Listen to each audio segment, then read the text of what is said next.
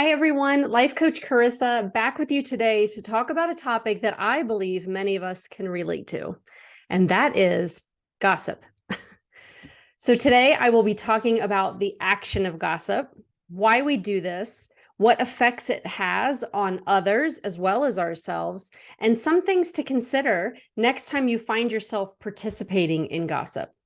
I also want to talk about how the act of even talking about others when they are not present and how we discuss them may happen quite often because we are in such a routine of just doing it. So it's like we're in this habit of just talking about others. And so it maybe happens more than we even realize. So gossip seems like such a negative word, right? And it is because the definition of gossip is that participating in a conversation about other people, typically involving details that are not really confirmed to be true, right? And more importantly, that person is typically not present. So that's the definition of gossip. But even beyond gossip, it seems like there would be different levels, right? Like you can have a negative gossip, you could have positive gossip. Do you see what I'm saying? So, like an example of negative gossip would be maybe talking about someone's financial struggles that they had recently mentioned to you, and now you're discussing it with someone else. While the example of a positive gossip might be sharing a job promotion that somebody recently told you about them getting. So we can get into this mindset that as long as it's positive, it's not harmful. But the reality is that some individuals wouldn't necessarily want their news shared with anyone that they didn't share it with first. So I think, why is this important to distinguish? I believe it's important because we could be in the mindset that we are doing no harm in what we're saying. So why does it matter?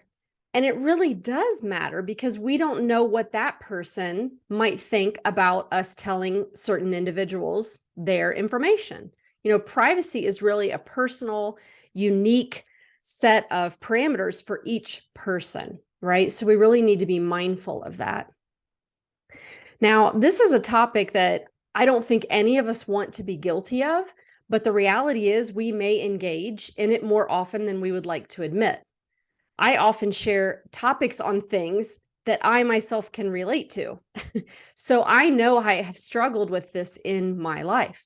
I have participated in conversations that I don't feel good about afterward. I have been an instigator of conversations that I didn't feel good about. And I have also really moved to making an effort to do this much less, right? And more importantly, just to be aware of what I'm doing and why I'm doing it. So my level of awareness is so much higher than it used to be in a lot of different situations and how I interact with people. But gossip is one of them that I've really shined a light on and decided, how do I want to handle this in my life? I mean, some researchers argue that gossip really helped our, ancestors survive. For example, spreading valuable information to large social networks allowed us to sustain and grow a society and evolve it, right? There are teachable moments and they can also keep us morally in check. So it's not always like black and white. Things aren't all good or all bad. There can be this gray in between where we need to decide whether it's a positive or negative for us personally, right? So that is what I'm hoping that you will be thinking about today by becoming more aware of in what ways you participate in gossip and whether you're happy with the outcome that you're creating for yourself or for others that may be involved in those conversations. I thought it was really interesting. A 2019 study posted in the Social, Psychological, and Personality Science Journal stated that the typical person spends 52 minutes a day gossiping. And it's just really good to know this and ask yourself, like, where do I fall in that average? Look at the cumulative of your days and where do you think you fall within that? If you're honest and you recognize that you spend hours a day talking about other people, is it good to know this and decide if it's good for you or not? Right? Again, this is that awareness, just becoming aware of what it is that we're currently doing. So another interesting piece of this is how we are most likely to gossip, right? So for example, the top places gossip tends to occur is in the workplace, schools, and then various locations where we're among family and friends. So grocery store, restaurant, anywhere really, a sporting event, right? Like anywhere we're gathering with friends and family, we might be open to this option of talking about others or full on gossiping about them.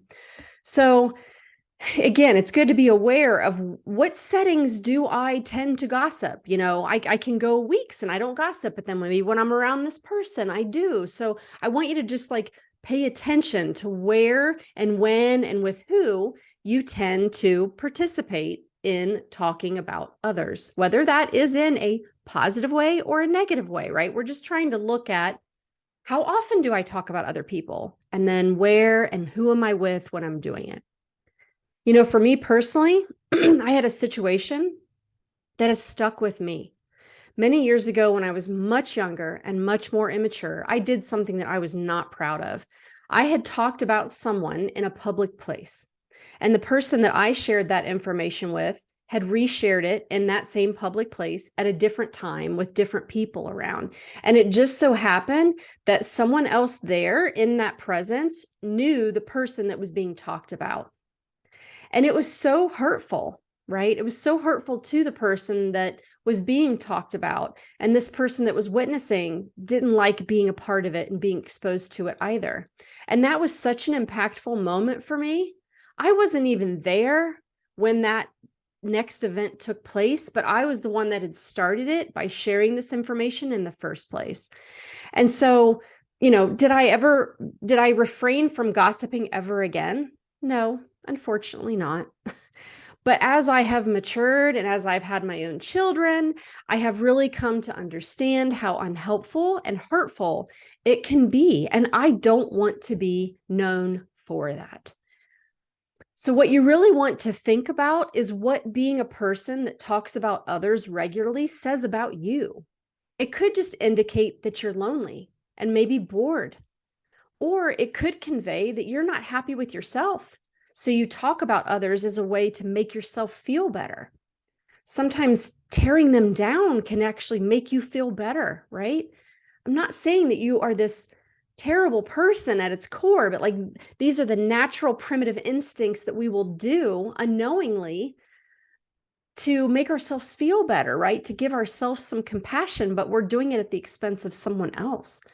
Maybe you want what others have. And so focusing on them changes those uncomfortable feelings that come up for you, right? I know this is what was a lot of it that fed when I participated in this a lot, right?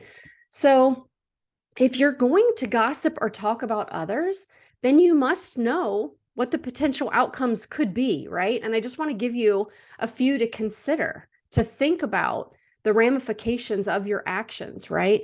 Because when we're in the middle of doing it, we don't often think about what the downside could be. But I want to plant these in your brain so that they're there, and you maybe will think twice when you're in a situation where you have the opportunity to gossip or talk about other people. So some of those potential outcomes could be that, the result of gossip, like in its worst form, is that you hurt other people.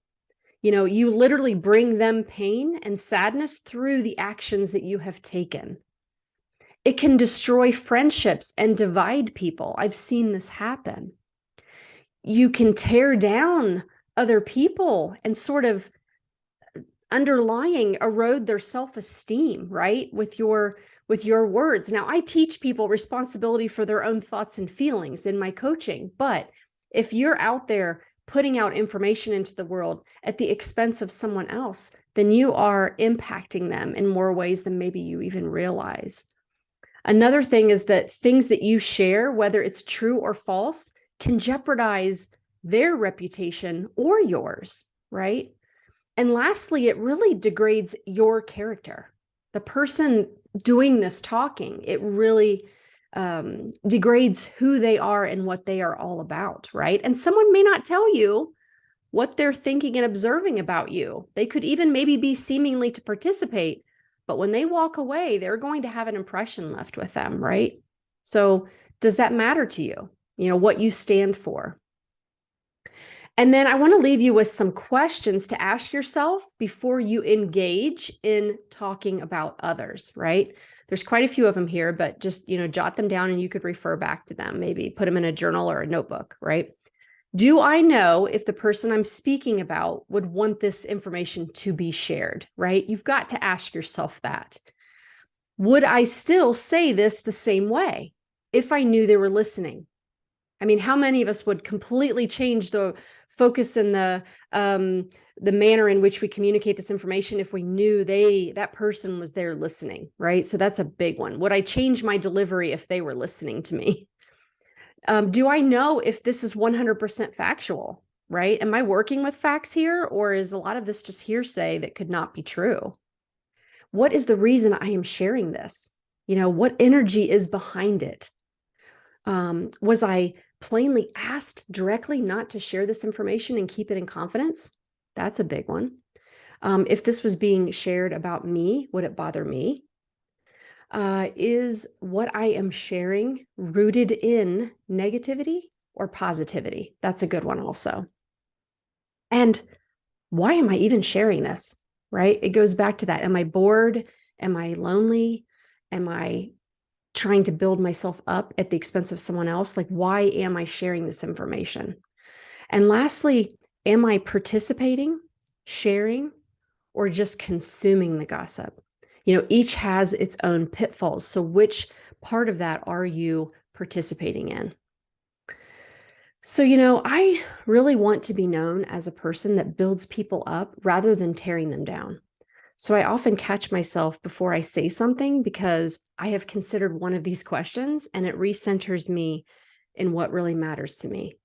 I also don't want to participate in it. So depending upon the scenario, I'll sometimes try to change the direction of the conversation, or I might remove myself completely. I know I've told my husband on some occasions that I'm really working on getting better about not talking about people. So he might notice me catch myself and I'll stop, or maybe I'll gently nudge him and say, I don't even want to talk about him. So being very honest with others is a really good way to kind of spread out that self-control mindset that we really want to have. So I think an important realization in the end is that time spent gossiping could really be spent in so many better ways. Every minute you spend gossiping could actually be spent doing something good for yourself or for someone else. And if you are participating in workplace gossip and you feel like doing that just makes your day go faster, you could be doing other things to improve your day, right? To set you up for success, or to set you up for success when you go home after you leave your workplace, right? Maybe you could replace that chatter and that gossiping with listening to some calming music if you're able to, or an inspiring podcast, or an audiobook, or just really focusing on your work so that you can do it well and do it in a productive time frame. Or thinking about what you're grateful for. I mean, take anything that maybe would put you in a better place and replace that time spent gossiping with something about being grateful. And then you leave your work and you feel much better about yourself. So gossiping and talking about others really does become a habit. And so we just repeat what is familiar to us. So spend some time asking yourself about, some questions about this behavior, and make certain that it is something that you want to do. And it's not just something that you continue to do because your primitive brain offers you this repetitive thought that prompts you to instigate or partake in talking about someone else. All right, everyone, thank you for listening. If you enjoyed this video, please click that like button. You can also subscribe to my channel and be notified when new videos are released. Until next time, I send you good vibes of awareness so that you recognize behaviors that are no longer serving you and you have the power to begin to change them. That is my wish for you. Okay, everyone, have a great day, and I will see you in a couple weeks.